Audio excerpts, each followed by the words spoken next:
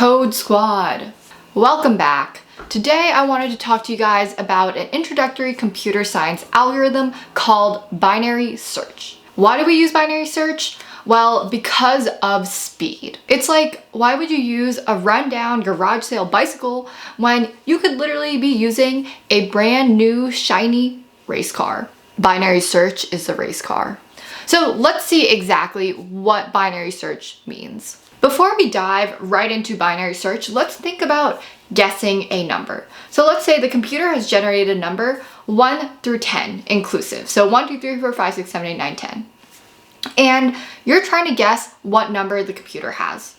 So every single time you guess, the computer will tell you, hey, that's too high or that's too low. A very naive way to do this would just be to say, is it 1? Too low? Is it 2? Is it 3? Is it 4? Etc. until you hit the right number. Now, as many of you guys have guessed out there, that's not the most efficient way to do this. A more efficient way would be to cut down all the possibilities in half every single time. So instead of asking first, is it 1? You ask, hey, is it 5? And then when the computer provides some feedback, if it's too high, too low, now you've isolated it to the top half or the bottom half. And we can repeat by guessing in the middle again, and then we can cut down the possibilities in half every single time. If the computer is randomly generating these numbers, then if you're doing it linearly, so 1, 2, 3, 4, blah, blah, blah, then it takes on average 5 tries to guess the right number out of 10. However, for binary search, because you're cutting it down in half every single time, it only takes 4 tries. 5, not that much more than 4 in this case, but now let's talk about what if you have 1,000 numbers to guess? Well, in that case, linear search takes on average 500 guesses, but binary search only takes 10.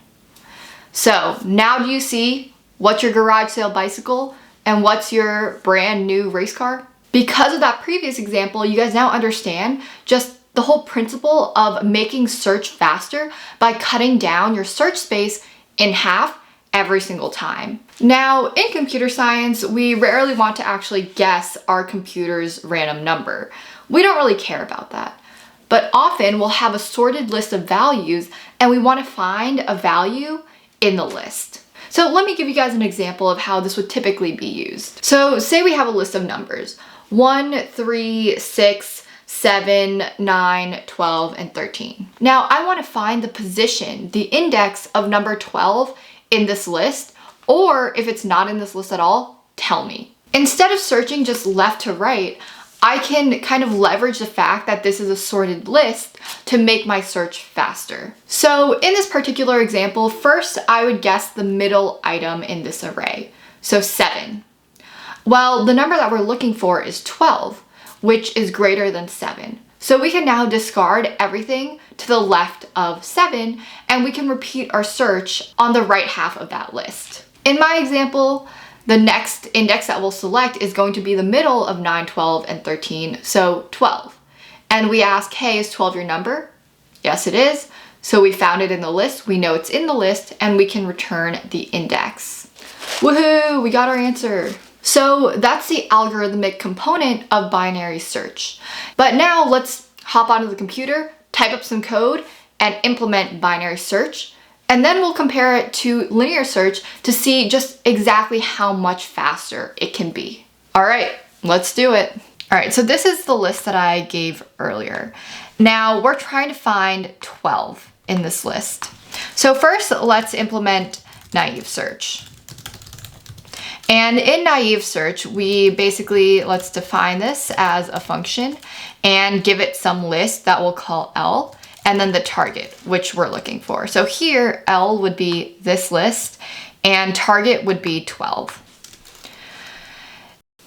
All right, so basically for naive search, we're just going to iterate through all of the indices in the list and then return whichever index we find the target at. So here for I in range length of L, so this is 0, 1, 2, whatever, etc.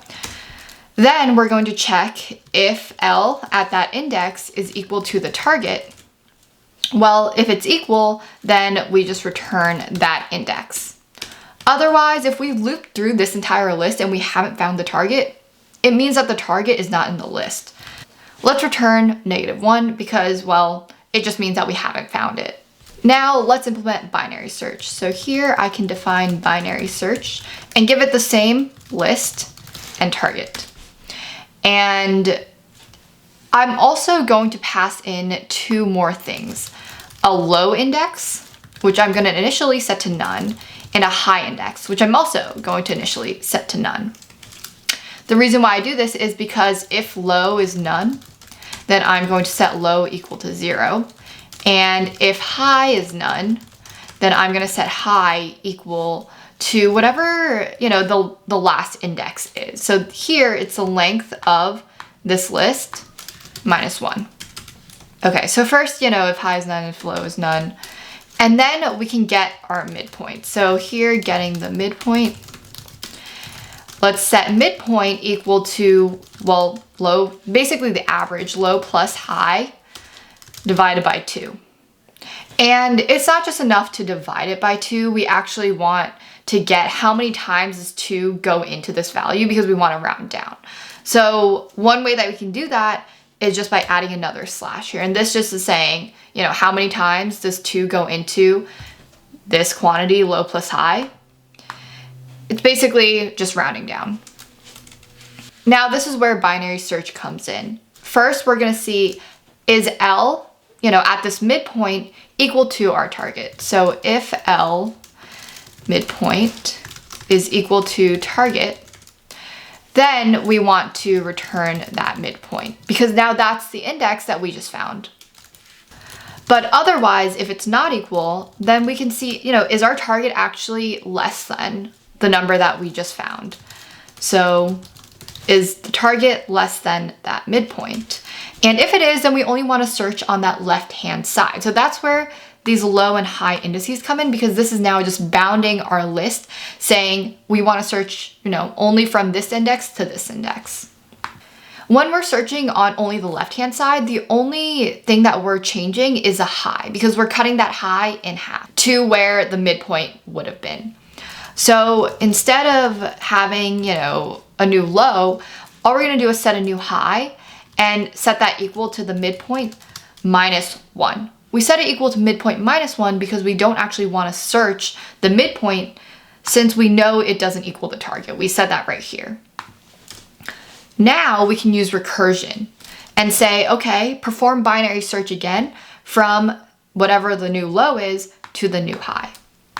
So we can return the output of that binary search of the list, same target, same low, but then now with the new high.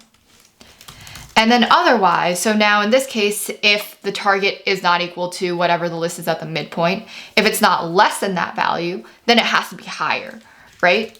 So if the target is greater than that value at the midpoint, well, we're gonna have the same high, but we are going to now reset the low. So now our new low is equal to the midpoint plus 1. Because again, we don't want to actually look at that midpoint. We want to go 1 over and start there. So we're going to return binary search of the same list, same target, the new low, but the same high. This might work, but we're actually missing one thing. So you see how every single time we're either making the new high midpoint minus 1 or making the new low midpoint plus 1. Well, what happens if the item is not actually in the list? What ends up happening is that this new high will eventually become less than the new low. So I'm actually going to add one more condition up here. If high is ever less than low, which it shouldn't be, then this probably means that, our target is not actually in the list.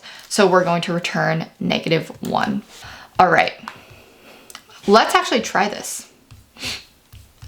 So I'm going to copy this list that I had up here and try this down here. So if name equals main, basically is saying like, if you're running just this one file, only run whatever is underneath this section. So I'm going to make my list L equal to this, what I had up here. Let's say, my target is 12. So I can print both naive search of this list, this target, and then I can also print the binary search version of this list and the target. All right, so I'm going to open a terminal and run this file. Cool, we get 5 for both of them. And they took pretty much a split second, but let's actually start timing this. And let's start, using a little bit of randomness and creating these huge arrays to see what happens. So up here, I'm going to import random, and I'm also going to import time so that, 1, we can make it random, and 2, we can time it. And now down here, let's comment this out, and let's create a sorted list of some length. So I'm just gonna say the length equals 10,000, okay? I'm gonna create a set called sorted list, and then I'm gonna turn it into a list and sort it afterwards. So while the length of this sorted list, the reason why I want a set at first is just because I don't want repeats in the integers. So while the length of the sorted list is less than the current length, then we're just gonna keep adding random numbers to that list. So let's say our sorted list dot add random dot rand int. Okay, and let's go from negative 30,000. So negative 3 times length to 3 times the length. Okay, and then we're gonna convert this to a sorted list. So sorted list equals sorted, and then list, sorted list. And let's actually create a new target list. So target list is equal to, and I'm gonna use a list comprehension here. So I'm actually going to call this random.randint so that, some of them are in the target list, some of them aren't, but just randomly create some numbers that are in the range of this list. So that for some, this is just like a placeholder variable. It's like when you don't actually need to use the variable, you can just put an underscore.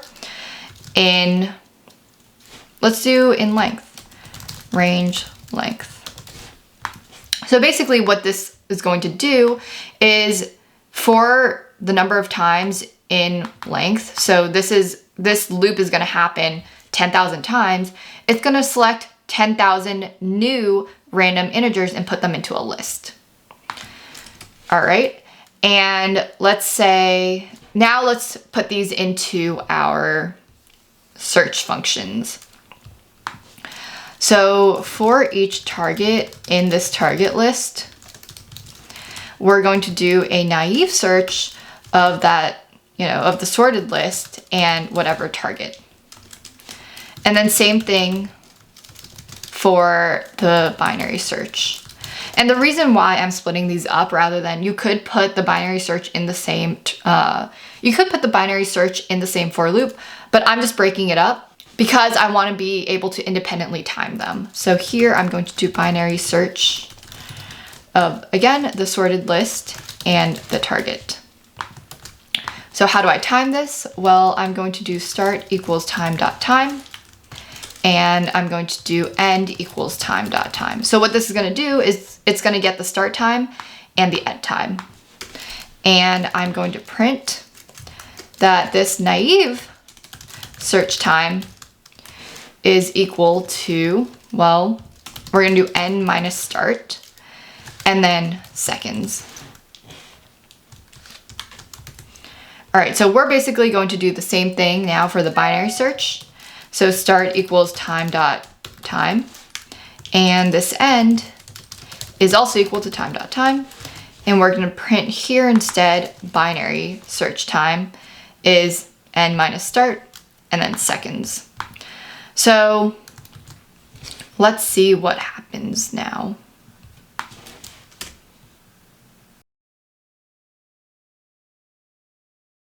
Literally, naive search takes 10 seconds, but binary search takes 0.1 seconds. All right, we see that binary search has sped up our results by so much. We are in a brand new shiny race car. I hope you guys have learned something new about basic computer science, and see you around. Make sure to smash that subscribe button. Peace, Code Squad.